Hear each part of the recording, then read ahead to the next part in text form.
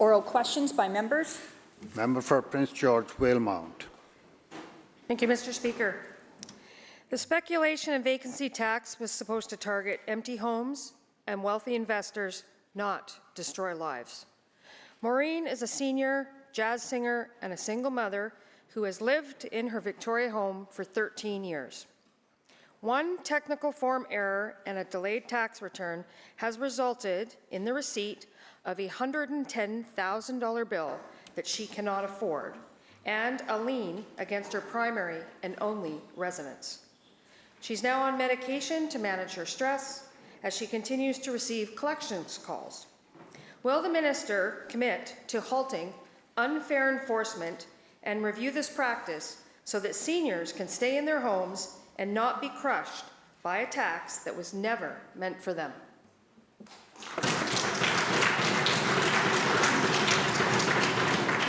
Minister of Finance.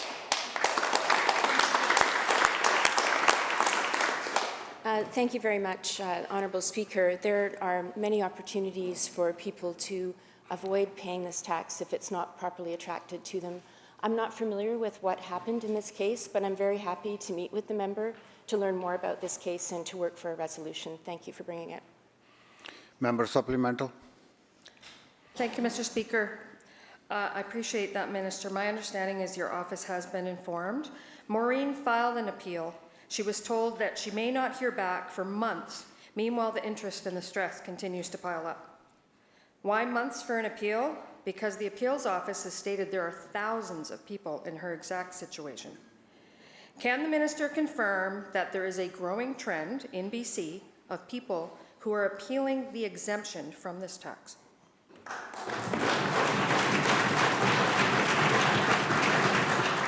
Minister. Honourable Speaker, the speculation and vacancy tax is designed so people can very easily opt out of it. We also communicate by letter to ensure that people are aware of it. For folks who do make the error and don't file appropriately, we do have a process. Again, I'm very happy to work with the member opposite. It's important that we support people and ensure that the right outcomes are reached. Member for Richmond Centre. Honourable Speaker, Tony is a senior in Richmond who has lived in his fully paid-off home for decades. The home is solely in his name. His wife does not own it, and they have always kept their finances separate. But because his wife earned incomes outside of Canada, the NDP government is now billing him over $100,000 in retroactive speculation tax, with interest still occurring. Can the minister explain how is this fair to punish a retired man who has lived full-time in his home for decades by forcing him to pay over $100,000?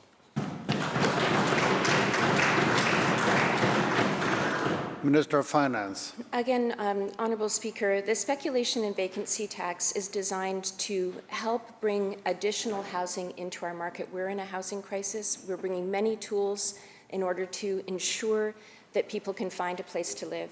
If folks are attracting the speculation tax and it's not correct, there are tools for us to make those corrections. Any individual cases that the member opposite or any other members are aware of that they would like to bring to my attention, I'm open and very happy to meet with you.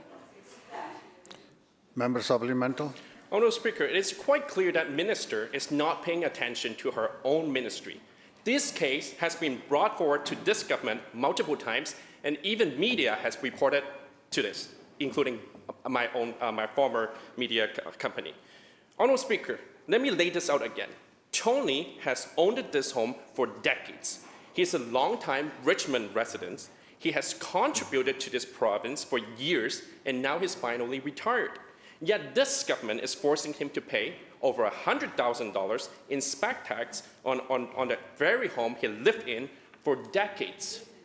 And interest is still occurring, going up. Tony is clearly not a speculator. Why is this government punishing long-term seniors in this province? How is this fair?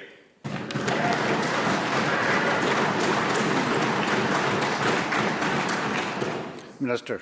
Thank you, Honourable Speaker. The speculation and vacancy tax is in fact fair. It is designed very carefully to ensure fairness.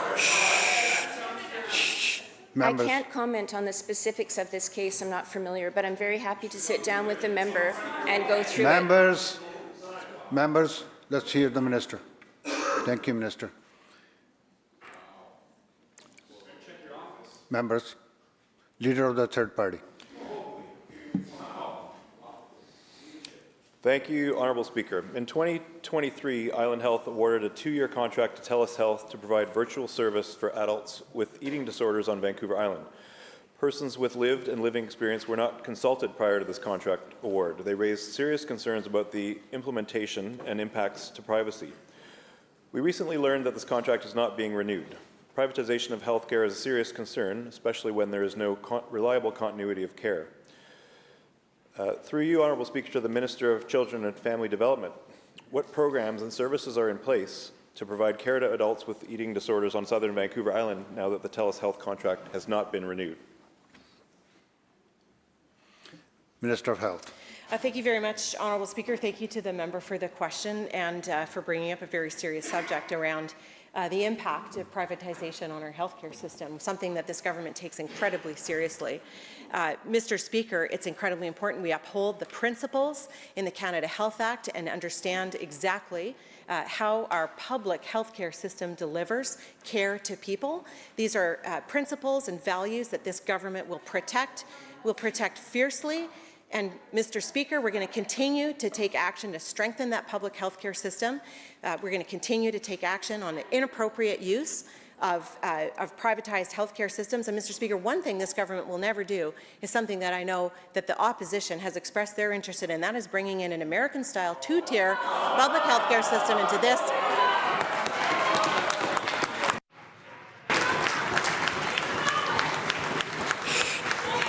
Members.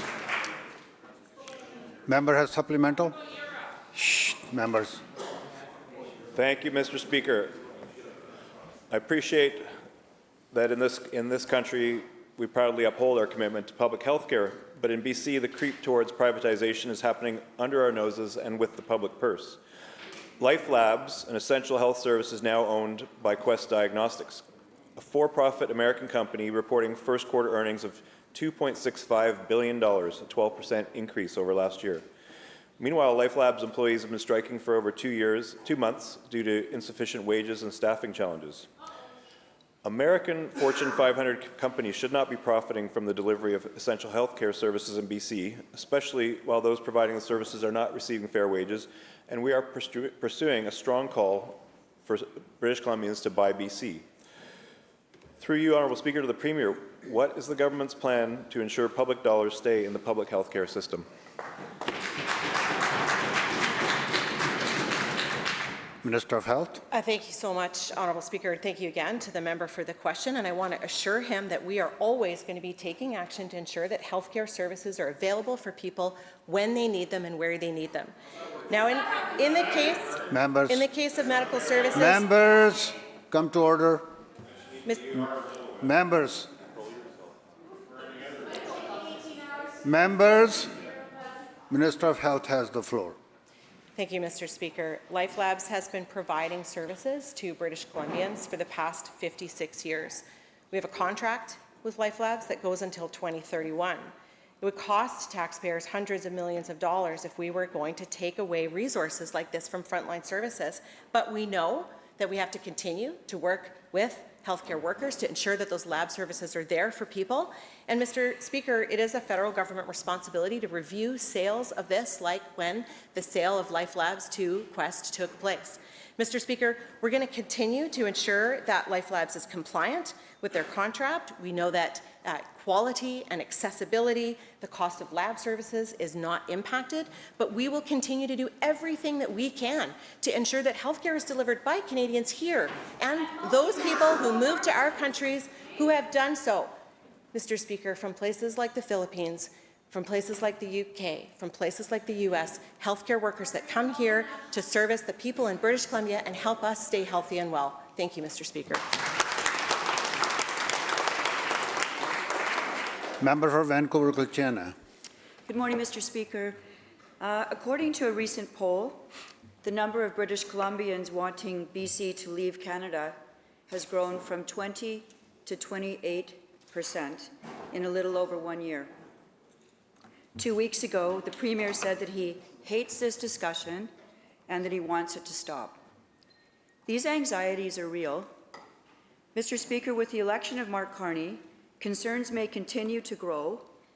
Will the Premier commit to acknowledging and engaging in meaningful consultation with this growing community about how to restore their hope in the future of this province and in our great country?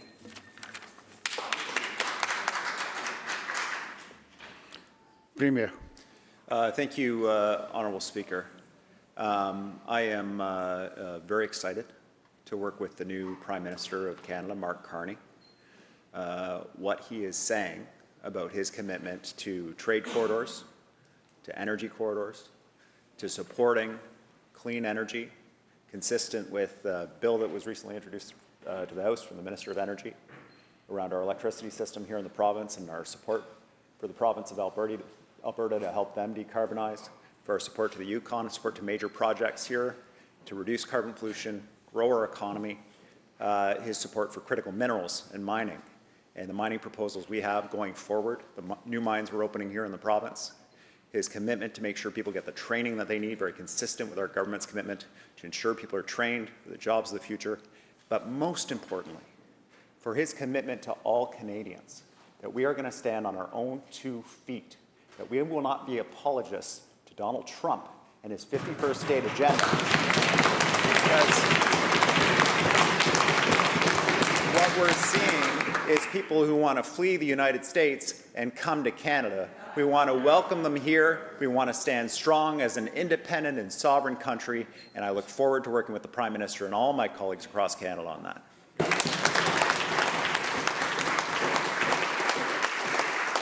Member has supplemental. Thank you, Mr. Speaker. And there were no apologies made by me there.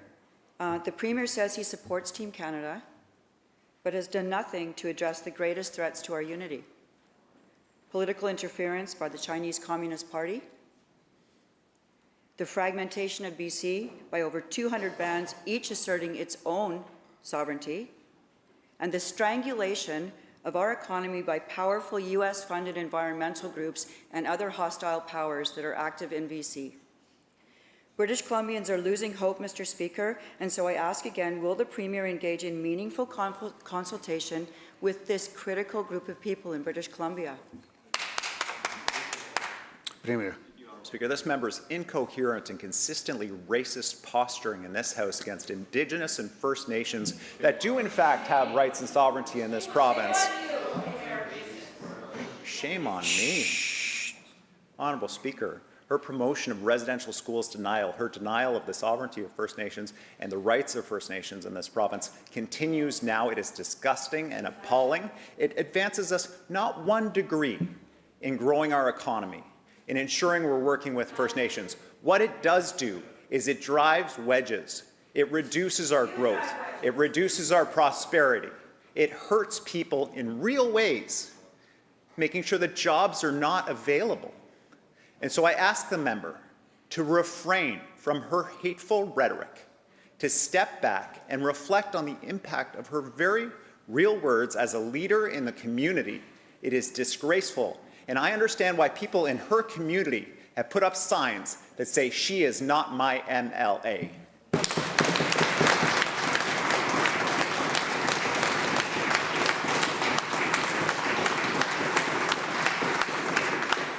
Member for Columbia River Revelstoke. Much appreciated, Mr. Speaker. The NDP's speculation and vacancy tax was meant to target empty homes and wealthy investors. This government is demanding retroactive payments, placing liens on homes, and using negative option billing tactics against people who've done nothing wrong and who are barely getting by just trying to pay their bills and to stay in their homes. Has this NDP Premier ordered a review of who's being unfairly targeted with the spec tax? Because it is our understanding on this side of the House that seniors and everyday homeowners are being slapped with 6-figure bills.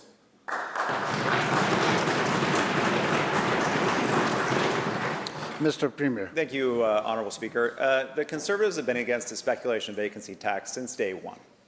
And this is a tax that has had a very significant and important impact on a terrible problem we had in the province. We had people buying homes as investments and leaving them vacant.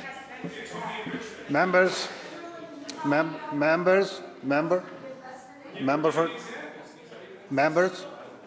come. Member. Premier will Leaving them vacant in the middle of a housing crisis. When we introduced the tax, here's what we saw.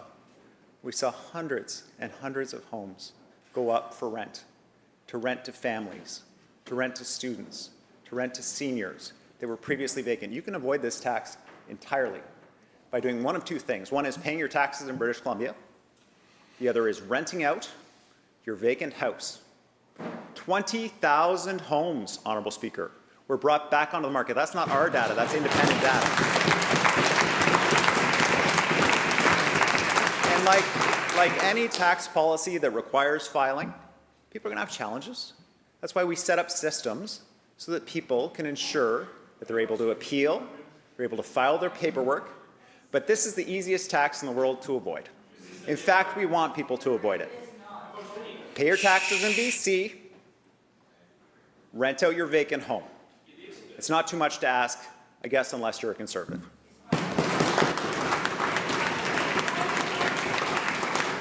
Member of Chilliwack, Cultus Lake. Thank you, Mr. Speaker. Respectfully, based on those comments, it should be easy for citizens to avoid penalties under this tax regime. But what we're canvassing on this side of the House is many examples that are reaching not just our offices, but offices of the opposition that say it's not as easy as you claim. David Steingard is a land developer trying to build affordable housing. He is a part of the solution in this crisis and not the problem. He bought a property, and now the Ministry of Finance is retroactively claiming it was worth more than it actually was at the time of purchase and demanding $12,000 in extra tax. Instead of tax relief encouraging market growth, under this government, people face penalties and punishment. He's reached out to his MLA, the Minister of Forests, 5 times and hasn't heard back. Will the Minister of Finance commit... Members, shh, please, let the member ask question. Let the member ask question. Will the Minister of Finance commit to the urgent call for a review of these tax processes that only seem to add to housing costs and uncertainty, and work with advocates that are calling for this immediately?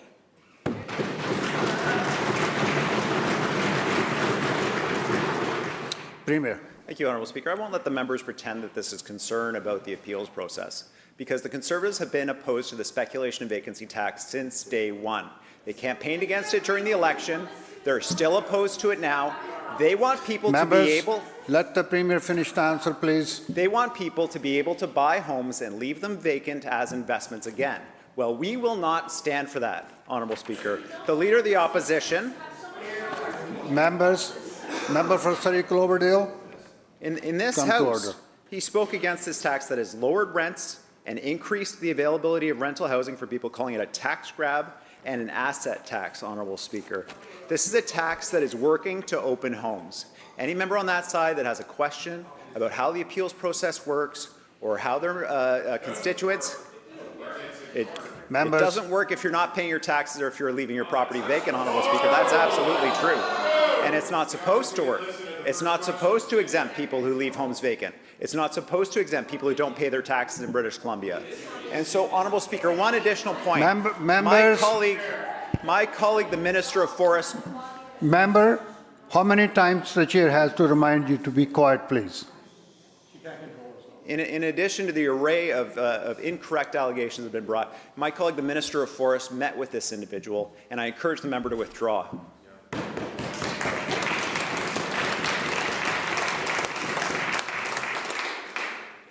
Member for Surrey Serpentine River.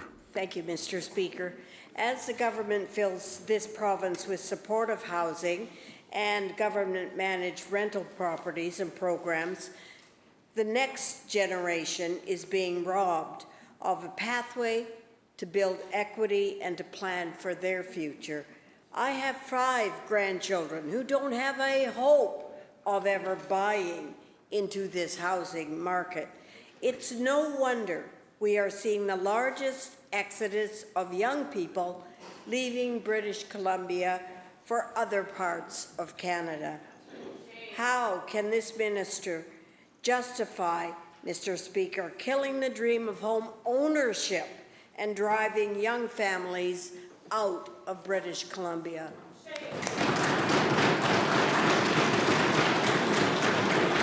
Minister of Housing. Thank you so much, Honourable Speaker.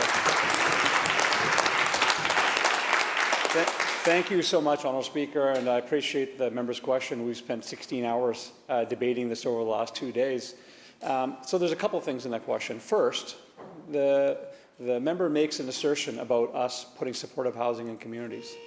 The member knows when the member was the mayor of Surrey, she asked the province for more supportive housing. In fact, when she left and other communities were struggling with it, she went on CBC and said to all the other mayors, you got to do the brave thing. You got to put supportive housing in your community. It's important to make sure people are indoors. I know it's difficult. I know it's not easy, but that's the right thing to do. That's what the member said on CBC, on radio, ensuring that all mayors understand that this is an important thing. And to hear the member now suggest that we shouldn't be having it, I think is very unfortunate, Honourable Speaker. Now, we are seeing record numbers, historic numbers of housing units come online. We are, in fact, the last 4 years are the highest housing starts we've seen in this country, in this province, since 1955. Honourable Speaker. And in fact, Honourable Speaker, the last 4 years have been the highest investment in direct affordable housing in the history of this province. So we're going to continue to open housing units in communities across this province, Honourable Speaker. At the same time, we're going to support the private sector to be able to build more housing. This is the way forward, Honourable Speaker. We have the model. The federal government is copying our model. That's a good thing. Other provinces are looking to see what British Columbia is doing, and we're going to continue to do this work as we go forward. Member for Peace River South. Thank you, Mr. Speaker. The NDP's housing policies have become a blizzard of taxes, bans, delays, and design mandates. It is no wonder developers are walking away bankrupt and leaving families stuck renting. To the Minister of Housing, please explain how this patchwork of overreach has done anything except making it harder to buy and build.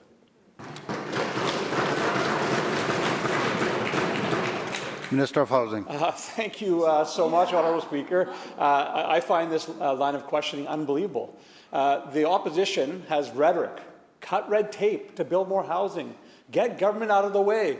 But when it comes to actual policies, they have no idea about how to advance it. When we said we want to allow for people to build 3 or 4 units on a single-family lot so they don't have to go through a lengthy process to get approvals, they're silent. They think it's a bad idea. But when they go outside, they say, oh, government just needs to get out of the way, Honourable Speaker. Members. The leader of the opposition now is talking about affordable housing. He has now wants to chime in. I'm happy to talk for 16 more hours about this, Honourable Speaker.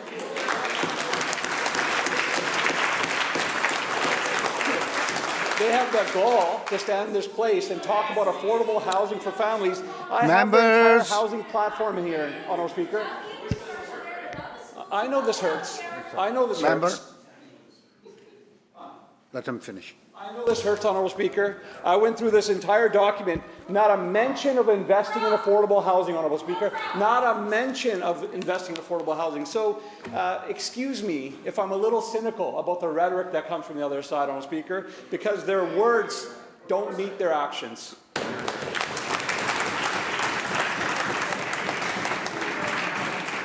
Member for West Kelowna Peachland. Thank you, Mr. Speaker. This week, we have learned that this NDP government is abandoning its climate goals. The STEP code and endless new mandates have become just another tax on home building, making home ownership unattainable. This code adds $70,000 per new built unit for minimal difference in energy efficiency. Will the minister finally bring some sanity to the step code and stop treating it like a one-size-fits-all tax on home ownership? Minister of Housing. Thank you, Honourable Speaker. And I know the member is new to this place, but if he wants to know where the origin of the step code came from, he should maybe talk to his own leader. Because the work on the step code actually started under Christy Clark and Rich Coleman when he was the Minister of Housing. That's when it originated. Oh, no, the member's right. They're not here right now. But guess who is? Their leader is still here. He was a cabinet minister at the time.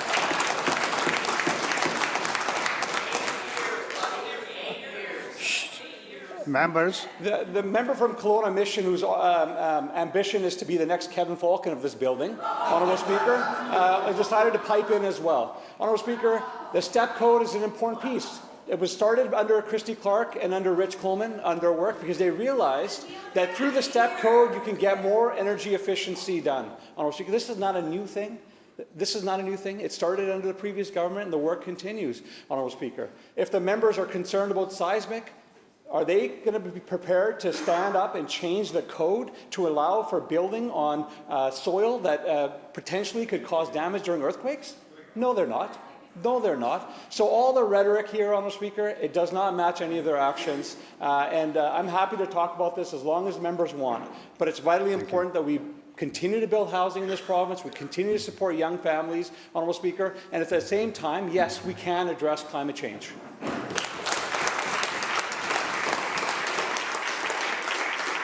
Member for Caribou-Chilcotin. Well, thank you very much, Mr. Speaker. Talk about rhetoric. For those people that are $200 away from potential insolvency, I don't think these answers are giving any comfort at all. Mr. Speaker, the minister has claimed that rents are declining, but that only comes after 8 years of outrageous increases. You can't take $1,000 more a month from families and expect applause for giving back $50.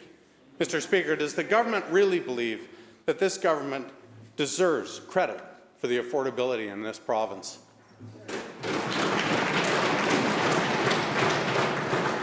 Minister of Housing. Honourable Speaker, it's remarkable, again, the line of questioning today. We have taken steps to bring in a speculation tax that says to people that if the whip has questions, he can get up too. I can do this all day long. This is a good exchange. I'm happy to be having this discussion. The member talks about the speculation vacancy tax. All you have to do is rent the property and pay taxes here, and you don't have to pay it. How can you oppose that, friends? When you have people in your community that are looking for housing, how do you stand there and look them in the eye and say, you know what, we're going to scrap that policy? You can't do that. You can't do that in a community. If you have a housing platform like they did that didn't mention investing in affordable housing, and then they get up in this house and say, well, where's the affordable housing? We are making historic levels of investments in all of the communities of this member. And I get it, Honourable Speaker, they come in here and they say one thing, and then when the ribbons are being cut and people are moving into their housing, they'll be in the front wanting to get their pictures, Honourable Speaker. And so, Honourable Speaker, we are taking steps. We're taking important steps, and yes, rents are starting to come down, but we have a lot more work to do, and we're going to continue to do it, whether they support it or not.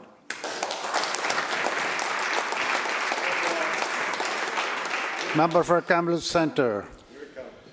Thank you, Mr. Speaker. You know, time and again, as the official opposition, unfortunately, in this House, we have to be the voice for people that no longer have that voice. Be it when a child is killed under government care, we bring those cases forward to this House. The answers back from the ministers are repeatedly, I can't talk about that, it's in front of the courts. When we talk to this government and bring forward cases of seniors that are killed in care, the answers back from the ministers are, I can't talk about that. It's before the courts. It wouldn't be appropriate. Apparently, those ministers don't want to compromise things going on in the courts. One can assume that's partly the direction of the government and the Attorney General that's provided that advice. Over the last few days in this House, the opposition has been canvassing the complete collapse of our mental health systems and systemic problems in mental health services in British Columbia. The Premier has chosen to try to deflect away and focus in on solely the horrific events of what unfolded on Saturday. And yes, it was murder, Mr. Speaker. The Premier thinks we're afraid to say that word in this House. We're not. But I will point out that the Premier has held very strong opinions on what should happen in this case that's before the courts. However, yesterday he says, so I'll ask the member and others to reserve judgment about what happened and let that process play out. Now, Mr. Speaker, the Premier is not just any person with an opinion. He's the Premier of the province. He's also a lawyer. He's the former head of the BC Civil Liberties Union, and he's also a former Attorney General. So the Premier can't honestly stand in this House and think that his opinion would be considered the same as the people that sit around and have a coffee at a Tim Hortons or an A&W talking about the world events going on in the day. Simply doesn't hold true. So a simple question to the Premier, based on his ability and his want to weigh in on very serious matters in front of the legal system, especially with an unknown charting of where this government is going with involuntary care or not, the Mental Health Act or not. There's actually mental health agencies now wondering if the Premier is weighing in on issues like this so forcefully. Has the Premier and the Attorney General now changed direction, and will ministers now be allowed to actually talk about very serious, critical issues going on in front of their ministries that are in front of the courts, or is that right solely reserved for the Premier to voice opinions?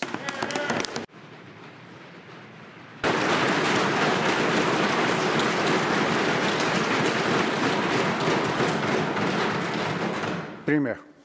Thank you, Honourable Speaker.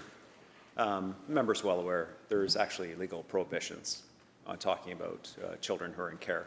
They were brought in when the Leader of the Opposition sat around the cabinet table in the previous government. The provisions are in place to ensure the protection of the privacy of children and their families. Now, for the tragedy at the Lapu Lapu Festival, I struggle to understand the position of the opposition, because my opinion is that the man who made the decision to drive a vehicle into a crowd of children, parents and seniors, volunteers, kill them, is facing 8 charges of murder. It's my opinion he's a murderer. It's my opinion he should spend the rest of his life in custody. Now, I have a high opinion of the independence of our courts, their ability to hear the evidence, to reach the conclusions that they're going to reach. I'll respect whatever the decision is. I think he should spend the rest of his life in prison, Honourable Speaker.